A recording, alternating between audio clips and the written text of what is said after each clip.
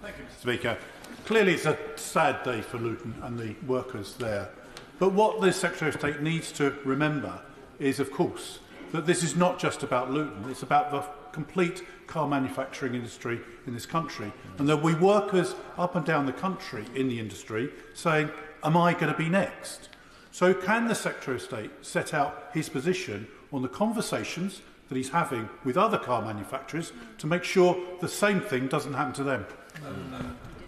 Well, I reiterate the points I made in my statement that this is about the whole sector, that whilst we had a position that we walked in to find in relation to this particular plant on the 5th of July when we formed the government, I recognise that alongside that particular issue, there are sector-wide issues here, which is why we've been having these conversations, and it's why we're willing to show the pragmatism we had in changing what we've inherited in terms of some of these policies to make sure they're working in a way which works for British industry. So you asked about specific conversations we've had. I said in my statement we had a meeting with all the major UK-based OEMs and wider representatives of the sector just last week to talk about the kind of flexibilities that might be required in order to make this policy work in a way which doesn't undermine British industry but gets us to the common destination industry and government and consumers hold together. So that is exactly what we are doing, and I would ask Conservative members, wherever they feel about the previous government's policy, to get behind that ambition too.